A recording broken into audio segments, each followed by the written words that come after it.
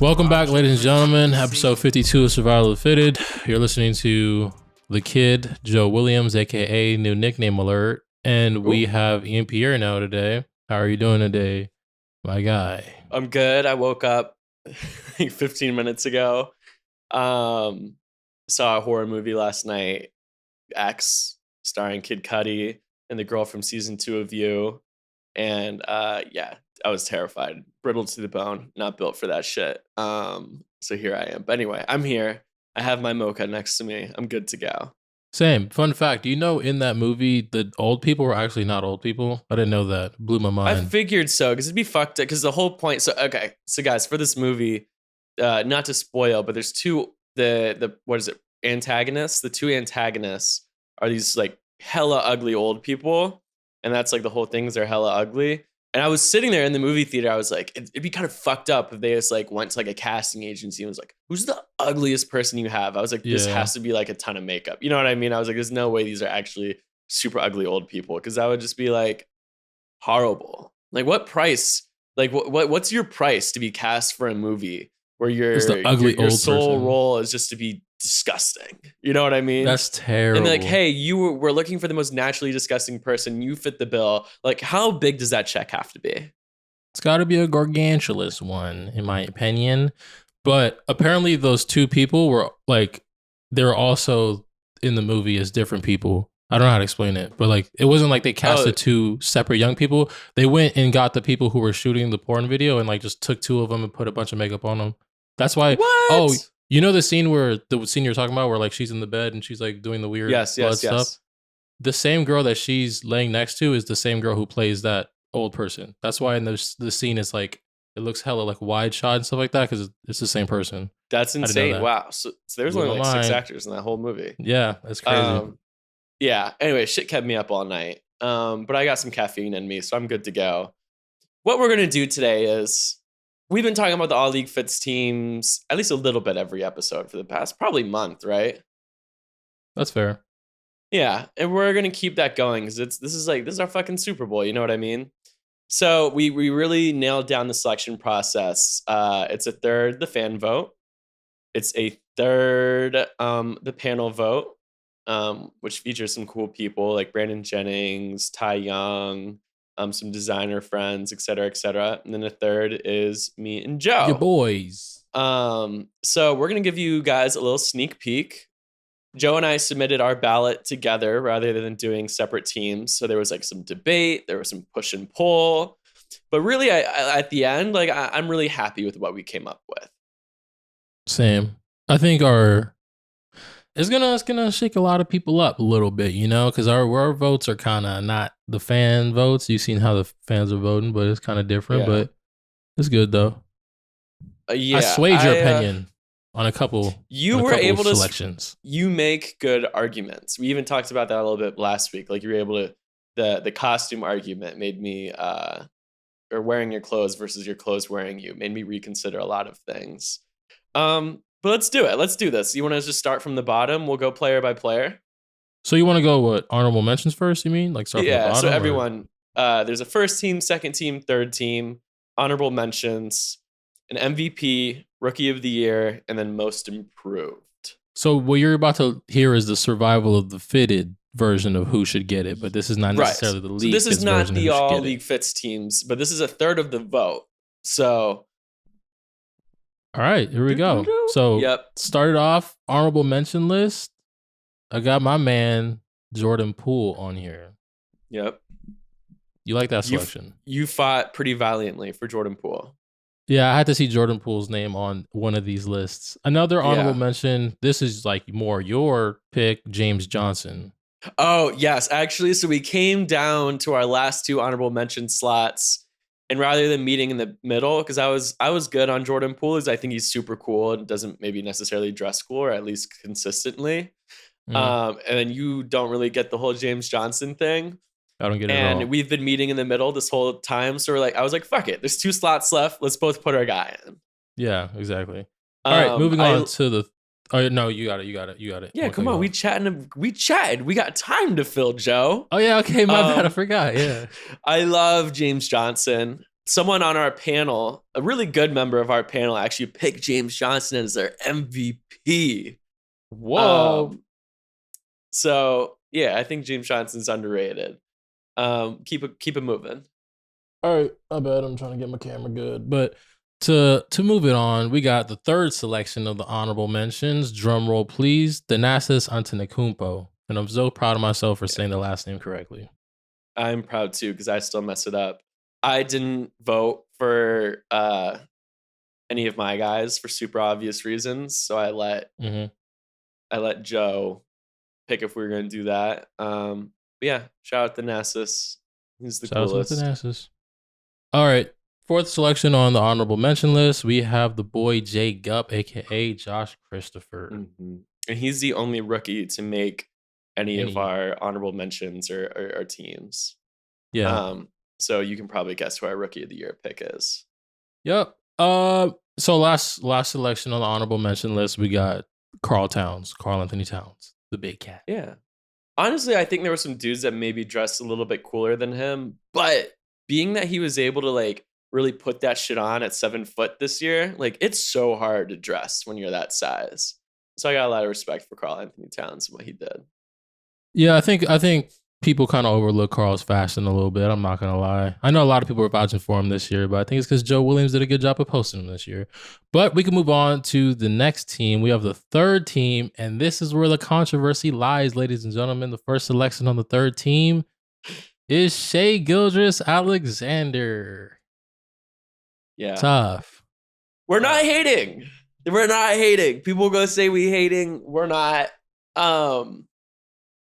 Joe, you take it away. It's just tough because like Shai went. I think he won MVP 1 year. I think hopefully. No, he was first team his second year.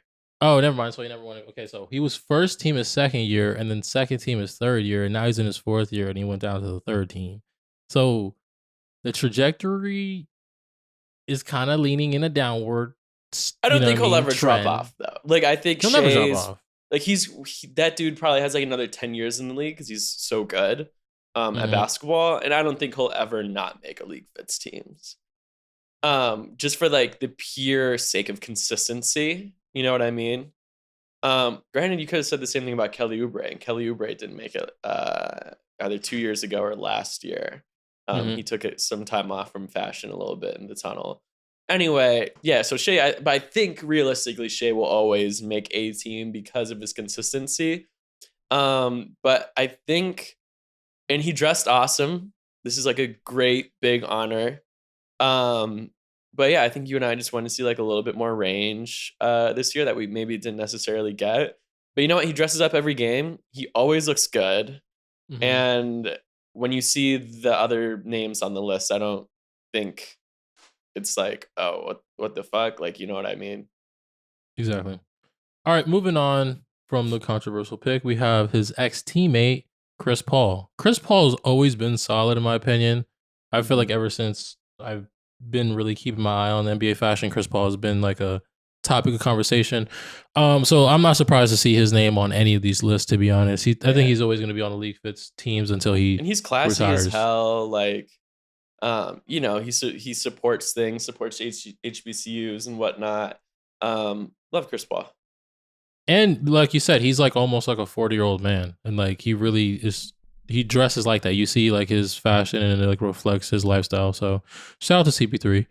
Yeah. So third selection here we got Tristan Thompson, who I always felt like dressed fly. Yeah, me too. Especially like I give extra points for being 90 feet tall and still being able to dress. And he's like chill with it too. You know what I mean? Like he'll wear like some like bold Rick pieces and whatnot, but like it's still like it looks really natural on him. So I mess with Tristan Thompson in the OG-Fits world. And Tristan Thompson will always be one of my favorite players because I posted a picture of him one time with the caption being Demon Time. And everyone was like, hey, yo, I hope Tristan don't see this in the captions. And I mean, in the comments, they're like, oh boy, Tristan not going to like this caption. And Tristan liked the photo. And I even think he like shared it to his story. So shout out to Tristan Thompson, who's actually a real life OG-Fits fan. You love to see it. You love to see it. Speaking of being 90 feet and being able to dress, we have the fourth selection on the third team, which is Miles Turner. Somebody who's been, you know what I'm saying, stepped his game up this year, been throwing it on, throwing fits.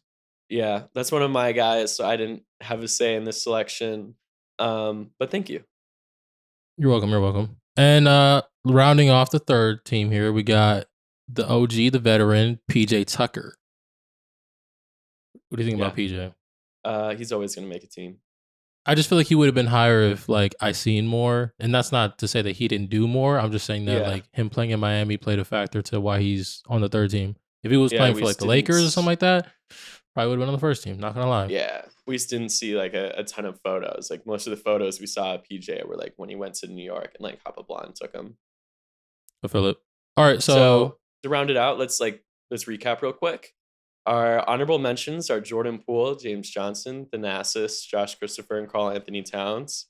Our third team was SGA, Chris Paul, Tristan Thompson, Miles Turner, and PJ Tucker.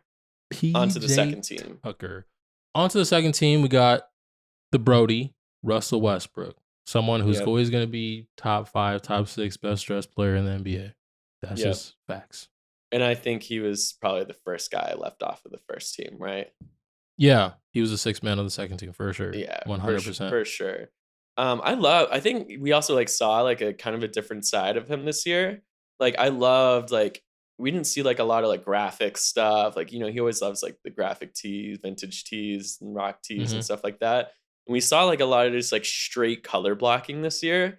And I loved that. I thought it was so cool for him, especially as like he's like maturing in age a little bit. I can't call anyone old because I fucking called Chris Paul. I said, dresses cool for an old dude in a League Fits caption. Everyone was like, he's 37. He's not old. Oh, and I was like, whoa, in NBA years, 37 is like a senior citizen. Wasn't a diss. But anyway, I think like Russell Westbrook, you know, as he's like a veteran in the league, he's like dressing like a veteran. And I think it's cool though. Like he's like transitioned a little bit. And I think it's still so great. Agree. I don't think anybody can disagree with that one. Second selection on the second team. So we're on the second team here. Second selection is somebody that you kind of had to like persuade me on. Karis LeVert. Dude, Karis LeVert was in my MVP like top 3 for probably the first half of the season. He was going crazy in Indiana. I think he had my favorite outfit of the entire year. He wore like a sweater with a jacket and like these green Rick Owens. Whenever we'll post the picture. But he was going like just nuclear. And I feel like maybe we've been sleeping on him for a little bit because like he doesn't post any fit pics on his page. He doesn't post a lot on his page, period. And then his pictures aren't really on Getty. So only like the Pacers were really posting his pictures. But anyway, Karis LeVert was legit. He went to Cleveland and chilled out a little bit. Lost a little bit of momentum. Got injured too. And like some guys like dress when they're injured, some kind of don't. Karis was a guy who kind of didn't. So definitely lost some momentum that bumped him off the first team and out of like the MVP race. But like that first like half of the season before the trade deadline was just so strong. Had to include him. Karis for me kind of has like the PJ effect. You know what I mean? I feel like I'd know more if I seen more, but yeah, I had to put you on. I was out here like firing off screenshots and shit. Yeah, that I know the fit you're talking about with he had like the sunglasses with the green ricks and stuff like that. It was a good look. Karis really threw it on. I was like scrolling back through like old Indiana Pacers pictures. And I was like, Joe, look. I was like, this is what you're missing out on. This dude is fly. I feel that. Okay, so we got the third selection on the second team. Somebody who easily could have been on the first team, Mr. Kyle Kuzma. I like Kuz's fashion. I feel like it's been extremely him this whole entire time. He's always going to pull up. He's going to make statements, which is, I'm a fan of statements. But if you look at the way he dresses now versus the way he dressed like second year in the league, it's kind of been consistently Kyle Kuzma this whole time. So I'm a fan. Yeah. He has an identity. He wears it well. Kuzma also always make the League Fits teams. He's one of those guys. Yeah, for sure. 100%. All right, so we have the fourth selection on the second team. Somebody who was on the first team last year, Mr. Jason Tatum. He was actually the MVP last year. Yeah, Mr. Jason Tatum. Jason Tatum, I felt it was still a super strong year. I don't even think he like took a step back or anything necessarily. I just think everyone is so strong. Maybe there was like a little bit of voters fatigue. Um, but yeah, I think Jason Tatum did his thing this year, and like people love how Jason Tatum dresses. Yeah, Like the League Fits audience fucking loves Jason Tatum. he's a fan favorite. You know what I mean? Like he doesn't have to put on like crazy designer pieces, but when he does, he does. Like his Valentino and his Dolce, et cetera, et cetera. But he wears like a lot of like smaller like streetwear brands and shit. I think that's cool. He can like put on either. I think Jason Tatum's the one who like put me on the most brands like in League Fits history. Like, Yeah, what is he up on? Don't know what that is. Like this fire. All right. Yeah. Okay, so we're on the last selection of the second team. Somebody who I was like vouching for, Jared Vanderbilt. Vando made the second team League Fits. How do you feel about that? Good. I think I had him on my third team, and you talked me up to second team. Because I think I was on the fence between him and Shea for that last second team spot. And yeah, Jared was smooth as hell. Minnesota might be one of the best dressed teams in basketball. No, yeah, I'm a little biased here because I'm a Timberwolves fan, so I kind of got to see a lot of Vando this year. But like, to speak on what you were talking about, I was on the fence between Shea and Jared Vanderbilt, who was going to get the last selection on the second team. Mm-hmm. The reason why I went with Vando and not only went with Vando, but also like vouched for Vando is because I felt like Vando put more streetwear looks together than like Shea did. Plus, he doesn't just stay in like the streetwear. His range was wider. Yeah. So I felt like he did streetwear just as good as Shea, but then he also did other looks as well. So I was like, Vando got to get that selection for me. And he's been personally hooping this year too. So shout out to him. I think this is his first All-League Fits team. And it's also in like a career year for him basketball wise. So that's pretty dope. For sure. All right. So now we're going to move on to the first team, which is, I think everybody kind of knows what the first team is, but we'll run through it. First selection, no surprise here, Jordan Clarkson, JC. Mm-hmm. Duh. He's won MVP in the past. Still a super strong year for him. And we haven't announced who our MVP is, so it might be him again. You never know. Second selection here, which I feel like has the person who I feel took the biggest jump as far as like, not necessarily dressing cooler, but like people just like embracing him more and just like becoming the fan favorite of League Fits, Devin Booker. One thing I love about Devin Booker's outfits is like, I feel like, and I'm not even talking about like cheaper alternative, I feel like I can buy Devin Booker's outfits at like Crossroads down the street. Like I can go walk in there and get a pair of Converse, get some Carhartt. You can build a Devin Booker outfit at like Uniqlo. You know what I mean? Exactly. Which is fucking cool. I agree with you. I don't think like Devin Booker necessarily started dressing better this year. He's low-key kind of been on this vibe for a couple years. But now it's just I don't want to say trendy. I'm trying to think of the right word. But yeah, it's just more appreciated now. And I'll tell you right now, like, of all the fan favorites on League Fits, which I think the top are probably like Jordan Clarkson and Shea, bit of Kelly, but like D Book fucking ran away with the fan vote this year.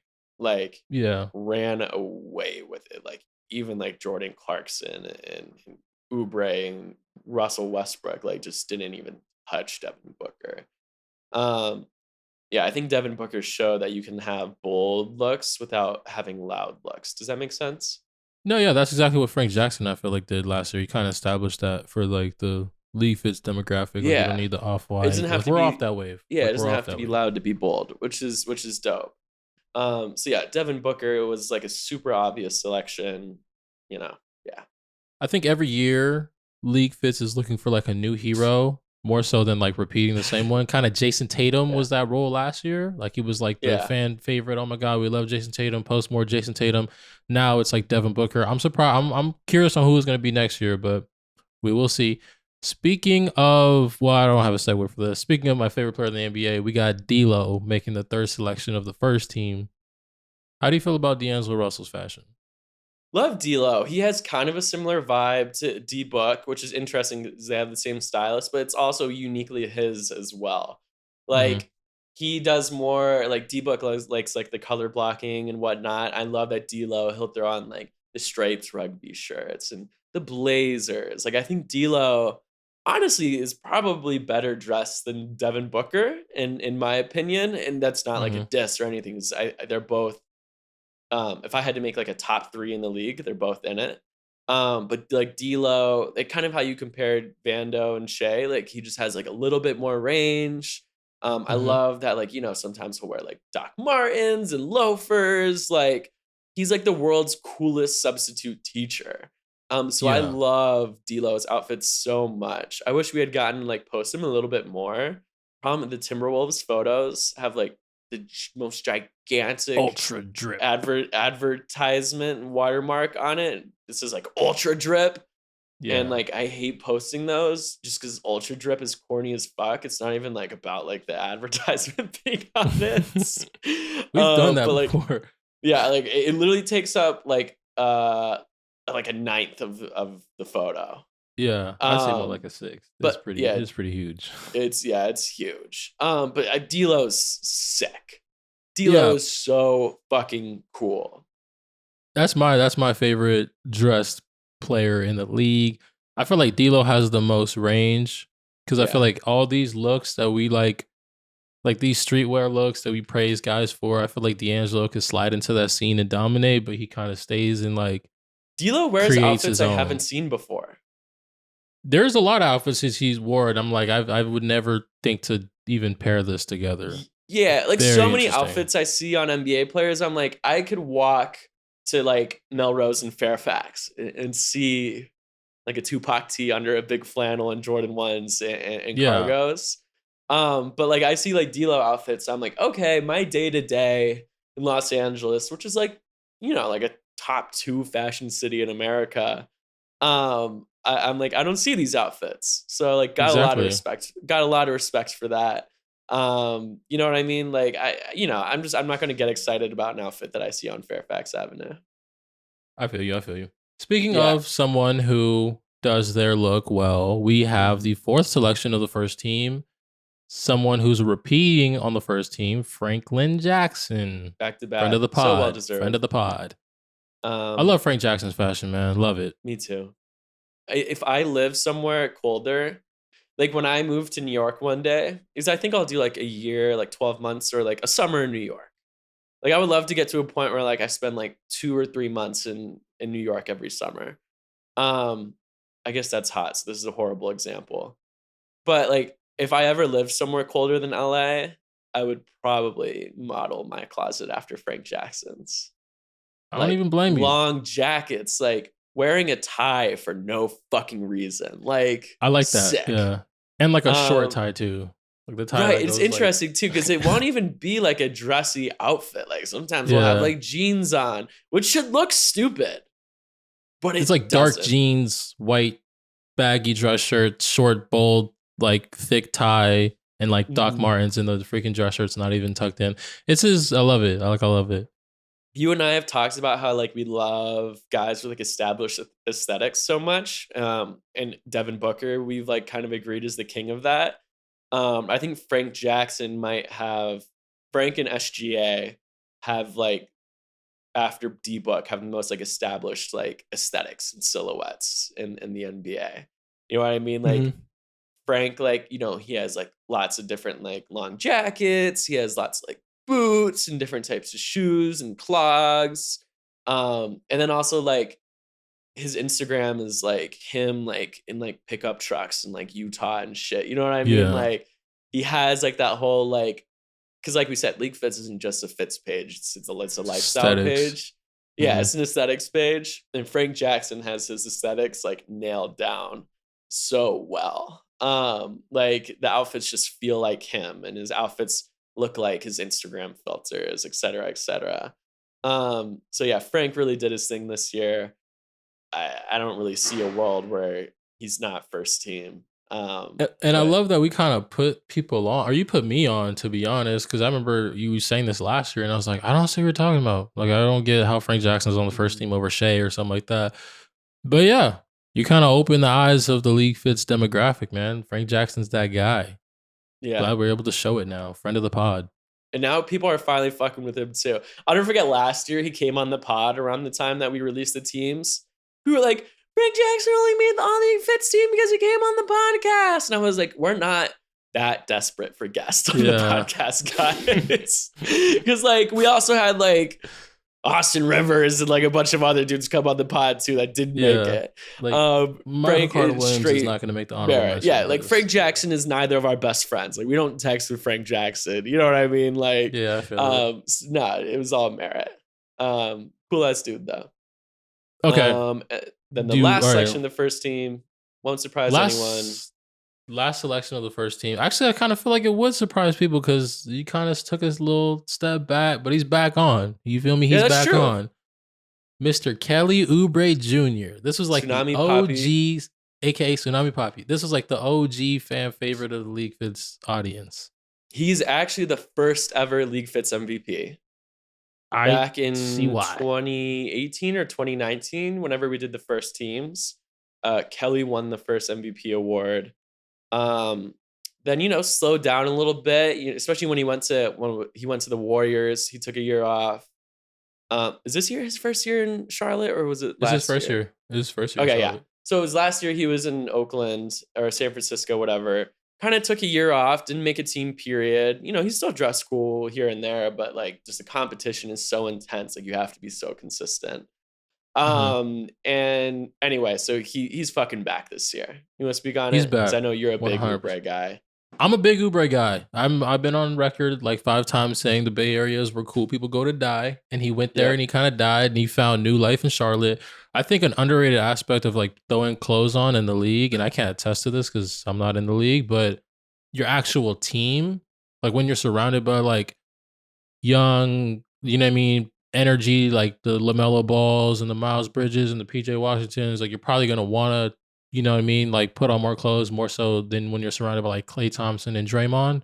So I think that played a really big aspect into it. But yeah, Kelly Oubre Jr., somebody who literally has their style, does it well. I think he's like one of the 2 or 3 rock stars that are in the NBA right now. So we talk about like rock star shit, like being like a huge important thing to us. Yeah, for sure. Of course, being a rock star doesn't mean you play the guitar. It just means like it's how you carry yourself. Yeah. And kind of how we were attesting to a little while ago, as far as like kind of having like the clothes match the personality and all that stuff. I think Kelly Oubre Jr. does it the best, in my opinion, because it's not like he's like throwing on like this like rock star aesthetic and then he's going out of the court and like shooting standstill threes and just like fist bumping. No, he's like gonna go and dunk on someone and then like blow them kisses and head nod and get a technical foul. Up on defense. Do push-ups on the floor. Like he does that. That's his thing. So like Kelly Oubre Jr. has his aesthetic, does it well. And that's why he's the last selection on the first team. I'm so glad, man. I hope he really makes the first team, man. Not gonna lie. Me too. Kelly, also, one of his favorite outfits was actually just this week. One of my favorite outfits he's worn. We posted it. It's Tuesday. We posted it Sunday, I think. For anyone that wants to go back and look. But he wore like a varsity style jacket with like a tough crowd hat and like these checkered pants, but they weren't really checkered. Probably isn't the right word because it's like lots of different colors. Because I feel like checkered is 2 colors, right? Squares and 2 colors. But it's like 5 different colors. But anyway, these like colorful checkered pants. He wore them in New York. Hoppa Blonde took the photo. And this was like my favorite Kelly outfit of the year. And it just felt so authentically him. Because remember, I think we can talk about this. We were between Kelly and Kuzma on the first team. I think I had Kuzma on my first team, Kelly on my second, and then you were the opposite. And we debated a little bit. And we actually talked about this debate without names last week. But like Kelly Oubre, like the clothes just feel so like him. Yeah. If the aesthetics are aligned, and I love that for Kelly Oubre. Like his outfits look like who he is and how he acts, which is a rock star. Yeah, one thing I really love too about Kelly Oubre, and I could be wrong, but I'm 100% probably certain on this one that he does not have a stylist. So a lot of the pieces he wears, he like wears them again. So like these pants, I've seen him wear this in Phoenix. Shit. Yeah, I've seen him wear those pants in Phoenix. It looks good too. Repeating shit in the tunnel and wearing it the exact same way, lame. Yeah, but I'm a big proponent for wearing shit again. But if you wear different, that's fire. Like the next time we see him do it, like it's gonna be like a hoodie tucked in, or like he's gonna add like suspenders or something. You know what I mean? So I'm all for reusing pieces, just wear them differently, and he's definitely gonna do that. Can't disagree with that one. Yep. So do you want to go? We can get into it. Let's give them the survival of the fitted most improved player. Yeah. Mind you, this is not the League Fits one. This is the survival of the fitted. This is just me. I didn't even vote for this one because this is all two of the 6 guys were mine. Take it away, Joe. Yeah, this is kind of like my selection for most improved. I had to give it to my man's, hopefully future guest on the podcast, Miles Turner. The reason for this is because we did not really talk about Miles Turner last year. Miles Turner is a guy who I feel like is going to like give you B grade outfits consistently, and then all of a sudden he's going to give you like a 97% on the test, and you're like, what the heck? Is that the same guy who just got B's on all his homework? He does that, bro. He's going to break the internet a couple times. You're going to get some Miles Turner outfits that are like going to be like 369 comments, and it's like, what the heck? This is the same guy who got like 2,000 likes last week. Like he'll step out, bro. He'll step out, and obviously we know why or who helps facilitate that, but you know what I'm saying? He leans into it well. He does that. He does that lifestyle. You know what I'm saying? He does that lifestyle. Yeah. I'll say it's been so fun working with Miles this year. Like compared to like when I first met Miles, we did like a fitting at his house. Like pretty much everything we put on, he was like a little unsure about. But like he just grew into his own so much this season. Whether it was like the fashion or fucking posted on TikTok or whatever, like his whole personality is out there now. And like I love that so much from Miles. Like he can do like the chill shit. Like we'll put on like the fucking like ripped chinos and in a like vintage tee. Yeah. But then he'll also pop out in a fucking cowboy outfit with skinny jeans or long ass sleeves that his mom knit, or or like the fucking Moschino overalls that like only Jeremy Scott liked. You know what I mean? Like I mess with that so much that like when he wants to like go crazy, he will. He goes crazy. Yeah. So yeah, we appreciate the vote. Miles is. We got to get a follow up. We got to get a follow up if he ever landed that date with that one Instagram model on TikTok. How he's like trying to shoot his shot on TikTok. Hopefully, got a date. We got to see. Hopefully. We got to get. Maybe that's our good excuse to get Miles on the podcast. You feel it? All right. So moving on right along, we got the survival of the fitted rookie of the year selection. No surprise here. He was the only rookie who made any of these teams. Yeah. Jay Gupp, Josh Christopher. This one did not really, because I remember we can go back like 25, 30 episodes ago when we were talking about who do you think should win Rookie of the Year, and you were vouching for Jalen and I was vouching for Josh. Kind of already knew like Josh was going to like take it and run with it. Not going to lie. Josh ran away with it for sure. Which is crazy because looking at the other votes, I don't think he's going to win. Dang, that's tough. Like the overall thing, but I think like anyone that really just did like an ounce of research would know that he dressed better than Jalen Green this year. Jalen Green obviously came in so strong with the suit, one of the best draft suits we've seen, like top 3. I think really without debate. Mm-hmm. But like Josh was really more consistent this year. So I think maybe like Jalen being a higher pick or something like definitely carried him a bit. Because he's carrying some of the other votes, but this is what happens when you let other people vote and you don't just keep it to the experts. Keep it to the experts. Jalen Green is obviously so cool, but yeah, I think for you and me, it was Gupp or bust. Yeah, when I seen Gupp with the Yeezy Gap jacket, like maybe like a month or two ago, I was like, it's a wrap. Maybe the only guy that looked cool in it, right? Yeah, we saw a bunch of dudes wear Mike Conley wore it, and he wore like super skinny jeans with it. And I'm a fan of like kind of contrast. I don't know what the word baggy contrasting tops, the proportions or contrasting, or vice versa. Yeah, and I'm a fan of that. That looks really good on women. I think. Like I love women that wear like the really baggy jeans and then super skinny top. or like really baggy top and then skinny bottoms. But yeah, anyway, there was a lot of not good Yeezy jacket looks this year, but Mike Conley did it cool. And then Gup did it well like a bunch of times. It's hard to pull that shit off. That's some rock star shit. Josh Christopher's a rock star. If he doesn't win League Fits Rookie of the Year, it's because y'all done fucked up. He's like, y'all done dropped the ball. Me and Joe knew what the fuck we were doing. Yeah, that was a good pick. Lots of F-bombs. Sorry, Mom. And our MVP, I think we kind of hinted at this earlier. Yeah, so we have the Survival of the Fitted MVP, my man's Mr. Hopefully one day future guest on the pod, D'Angelo Russell.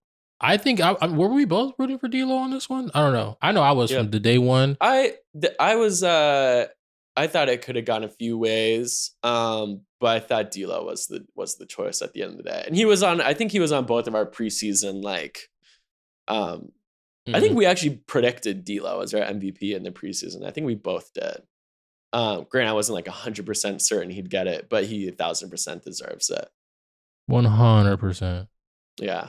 100%. So shout out to D'Angelo Russell all the way. Yeah. No, hopefully he gets it. You know what I'm saying? But if he doesn't, we're burning Slam Magazine headquarters down. But if not, if it ended right now, if the vote ended right now, it'd be a 3-way tie. And who would it be between them? The panel, I'm not even gonna. I'll tell you after.